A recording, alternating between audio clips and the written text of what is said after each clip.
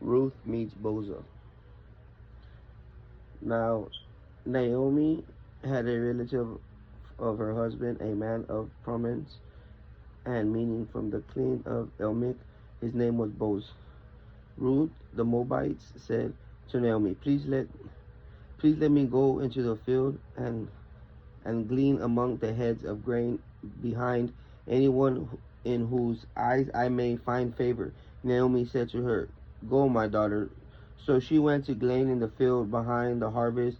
She happened to come to a part of the field belonging to Boaz, who was from the clan of Elimelech. Elimelech. Elimelech. Just then, Boaz came from the Bethel and said to the harvesters, may the Lord be with you. And they said to him, may the Lord bless you. Then Boaz said to his servants, who was in charge of his harvest? Whose young woman is this? So the servant who was in charge of his harvest answered, she is the young Moabite woman who came back with Naomi from the land of Moab. She says, please let me glean and gather grain among the bundles behind the harvesters. So she came, and she remained from morning until now through. She rested a little while in the house. Then Boaz said to Ruth, listen, my daughter, do not go to glean. My daughter, do not go to glean in another field and leave this one. Stay close to my young women. Keep your eyes on the field in which they reap and follow after them. I have commanded the men not to touch you. When you are thirsty, go to the vessel and drink from what the young men have drawn. So she fell on her face, bowed down to the ground, and she said to him, why have I found favor in your eyes, that you should acknowledge me a foreigner?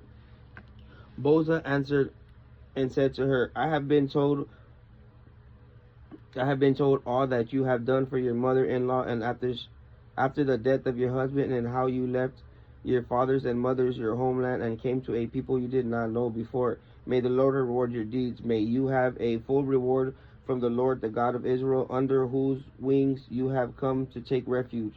Then she said, may I find favor in your eyes, my Lord, for you have comforted me and have spoken kindly to your servant, through I am not like one of your servant's girls. At mealtime, Boaz said to her, come over here and eat some bread and dip your piece in the vinegar. So she sat down beside the harvester, and he passed her some roasted grain. She ate and was full and had some left over. When she got up to go glean, Boaz commanded his young men, let her glean even among the bundles, do not harm her. Also pull out some grain for her from the bundles and leave it, so that way she may glean it, and do not rebuke her. So she gleaned in the field until evening.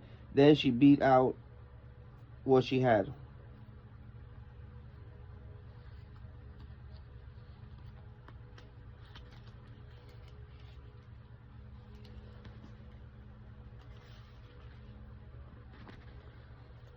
Gleaned, and it was about an ephah of barley. She took it up and went into the city, and her mother-in-law saw what she had gleaned. She drew it out and gave her what she had left. After she had been satisfied, her mother-in-law said to her, where did you glean today, and where did you work? May he who took notice of you be blessed.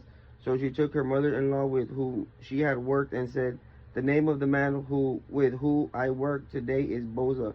Then Naomi said to her daughter-in-law, may he be blessed of the Lord, who has not withdrawn his kindness to the living and to the dead. Naomi said to her, this man is a close relative of ours, one of our redeeming relatives. Then Ruth the Moabite said, he even told me, you should stay close to my servant until they have finished all my harvest. Naomi said to Ruth, her daughter-in-law, it is better, my daughter, that you go with his young woman, for someone else's field, you might be harmed. So she strayed close to the young woman of Boaz to glean until the end of the barley harvest and wheat harvest, and she lived with her mother-in-law.